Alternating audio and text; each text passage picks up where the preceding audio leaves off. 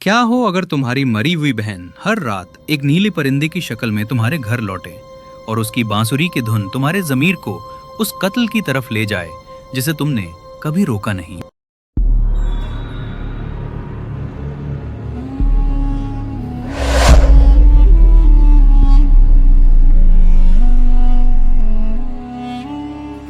सपुतारा, एक छोटा सा पहाड़ी गांव जहां हर शाम धुंध इस तरह उतरती थी जैसे किसी ने आसमान को चादर ओढ़ाती हो।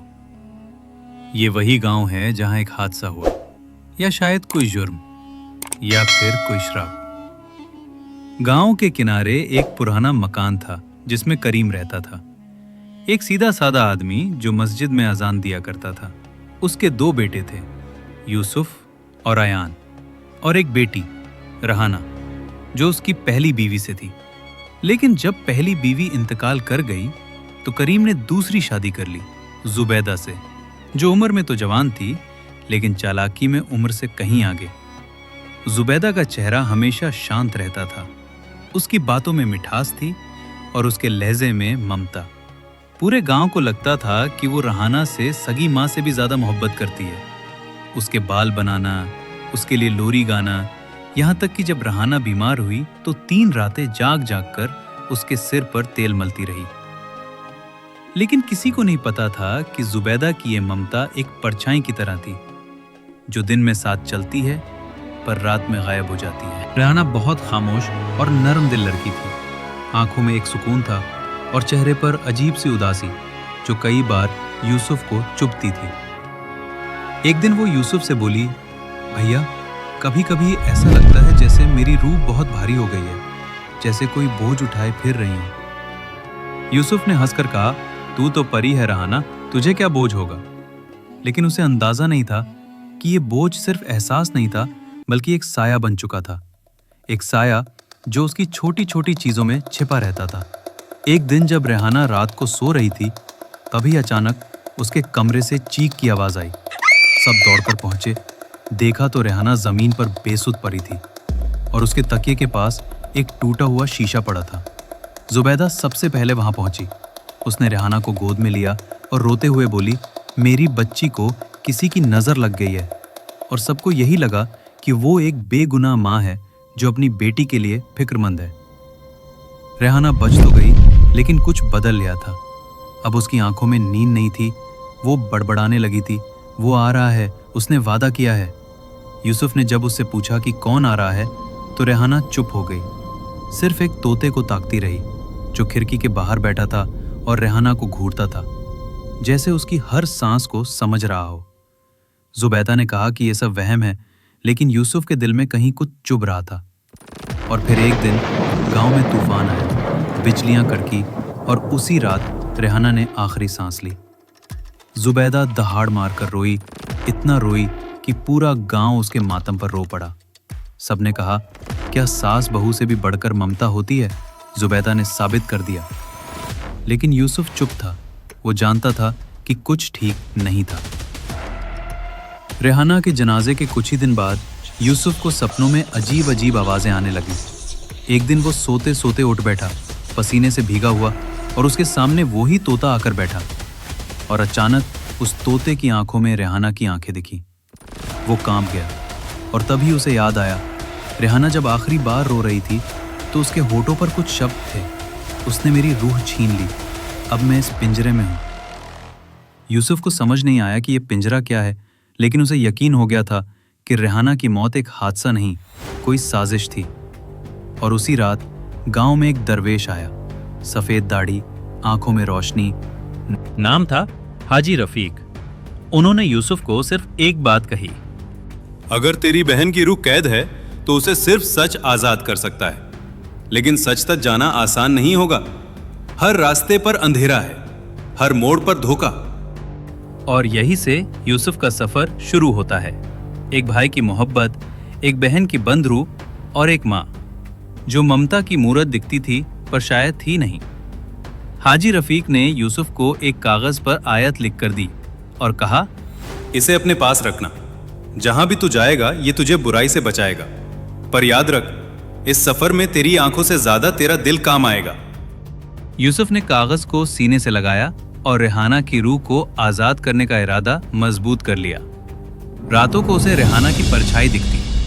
कभी वो छत पर खड़ी रोती, कभी पिंजरे में कैद तोते की तरह चिल्लाती। भैया, मुझे निकालो, वो मुझे फिर से पकड़ना चाहती है। एक रात जब यूसुफ जुबैदा की रसोई के पास से गुजरा तो उसे धीमी धीमी बड़बड़ाहट सुनाई दी, किसी तंत्र मंत्र जैसी। झांका तो देखा जुबैदा एक काले चाकू के सामने दिया जलाए बैठी थी और सामने एक पुराना शीशा रखा था जिसमें रेहाना की हल्की सी परछाई नजर आ रही थी। यूसुफ हक्का बक्का रह गया। अगले दिन उसने हाजी रफीक को सब बताया। हाजी साहब ने आंखें मूंदी और बोले, जिस मां ने ममता का चोला ओढ़ा था वही उसकी रूह को बंदी बना चुकी है, लेकिन सबूत बिना कोई यकीन नहीं करेगा। तुझे उस शीशे को हासिल करना होगा जिसमें उसकी रूह झलकती है। यूसुफ ने अब ठान लिया था कि वो अपनी बहन की रूह को आजाद करेगा। उस रात वो चुपके से जुबैदा के कमरे में गया। कमरे की दीवारें ठंडी थीं, लेकिन हवा में जलती लोबान की महक थी और उस महक में किसी जली हुई आत्मा की गंध छिपी थी। यूसुफ ने धीरे से वो शीशा उठाया, तभी पीछे से जुबैदा की परछाई दरवाजे पर पड़ी और उसके चेहरे पर अजीब सी मुस्कान थी। क्या ढूंढ रहे हो बेटा? यूसुफ डर गया, लेकिन झूठ बोला। बस साफ करने आया था। जुबैदा ने कहा, रात में परछाइयों से मत खेलो यूसुफ, कई बार साया साथ घर तक चला आता है। अगली सुबह जब यूसुफ ने वो शीशा हाजी रफीक को दिखाया तो उन्होंने एक अजीब चीज की। उन्होंने एक सफेद कबूतर को शीशे के सामने छोड़ा और जैसे ही वो उसके पास पहुंचा, शीशे की सतह काली पड़ गई और उसमें आग सी दिखने लगी। रेहाना की चीख गूंजी। वो मुझे तोते में बंद करना चाहती थी, मेरी रूह को पिंजरे में, ताकि वो मेरी शक्ल लेके जिंदा रह सके, लेकिन मैं भाग निकली और तब उसने मुझे मार दिया। यूसुफ के पैरों तले जमीन खिसक गई। मतलब ये कोई हादसा नहीं, सोचा समझा कत्ल था और रेहाना की रूह को कैद करने के पीछे एक डरावना राज छिपा था।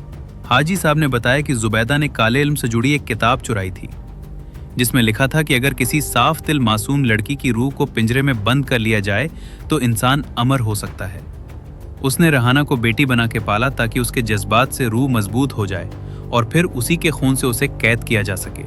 लेकिन रेहाना की सच्ची मोहब्बत ने उस जादू को अधूरा छोड़ दिया। वो मर गई, लेकिन रूह पूरी तरह पिंजरे में बंद नहीं हुई। अब जुबैदा दोबारा कोशिश करने वाली थी और अगर इस बार रूह पूरी तरह कैद हो गई तो ना तो रेहाना का छुटकारा होगा, ना यूसुफ की जान बचेगी। यूसुफ को अब रेहाना की रूह को शीशे से निकाल के असली शांति देनी थी। इसके लिए जरूरी था कि वो जिंदा तोता ढूंढे जिसमें रूह अटकी हुई थी, वही तोता जो हर रात छत पे आकर बैठता था। अगली रात यूसुफ छत पर बैठा रहा और जैसे ही वो तोता आया उसने उसे फुसलाकर पकड़ लिया और शीशे के सामने ले गया। तब हाजी साहब ने खास आयत पढ़नी शुरू की और शीशे की आग लपट बन गई। तोते की आंखें चमक उठी और उसकी चोंच से निकली एक आवाज, भैया बचा लो। वो रेहाना की आवाज थी। पूरा कमरा कांप उठा, शीशा चटकने लगा और एक पल में रेहाना की रूह आसमान में एक नूर बन के चमकने लगी। तभी दरवाजा तोड़कर जुबैदा अंदर आई। उसके हाथ में वही काला चाकू था और आंखों में पागलपन। वो मेरी थी, उसकी रूह मेरी अमरता थी, तुमने सब बर्बाद कर दिया। उसने यूसुफ पर वार किया, लेकिन हाजी रफीक बीच में आ गए। उन्होंने जुबैदा के सामने आयत पढ़ते हुए शीशा तोड़ दिया। एक तेज चीख गूंजी और जुबैदा जमीन पर गिर पड़ी। उसके चेहरे से अचानक बुजुर्गी की नकाब हट गई और उसकी असली उम्र उभर आई। झुर्रियों से भरा चेहरा, आंखों के नीचे काले धब्बे, जैसे सालों से किसी शैतानी ताकत का बोझ उठा रही हो। वो वहीं तड़पते हुए मर गई। अगली सुबह गांव वाले हैरान रह गए जब उन्हें पता चला कि रेहाना की रूह को आजादी मिल गई है और जुबैदा असल में एक शैतानी काली साधिका थी जो अमरता के लिए मासूमों की रूहें कैद करती थीं। गांव की मस्जिद में हाजी रफीक ने दुआ करवाई और रेहाना की रूह को रोशनी में विदा किया गया। यूसुफ ने उस शीशे के टुकड़ों को दफना दिया, तोते को आजाद कर दिया और एक नई जिंदगी की शुरुआत की। हर वो चेहरा जो ममता का मुखौटा पहनता है, जरूरी नहीं कि वो दिल से पाक हो, लेकिन एक भाई का सच्चा प्यार और एक नेक इंसान की दुआ सबसे बड़ा हथियार होता है शैतानी ताकतों के खिलाफ। सच चाहे जितना दबाया जाए, एक दिन वो उजाले में जरूर आता है। अगर आपको ये कहानी पसंद आई हो तो स्क्रीन पर एक और सस्पेंस से भरी कहानी आपका इंतजार कर रही है। और हाँ, अगर आपको ऐसी ही हॉरर, सस्पेंस और दिल छू लेने वाली स्टोरीज देखनी है तो लाइक, शेयर और सब्सक्राइब जरूर करना, ताकि हर नए वीडियो की नोटिफिकेशन सबसे पहले आपको मिले। मिलते हैं अगली कहानी में। तब तक के लिए good bye. Thank you for watching.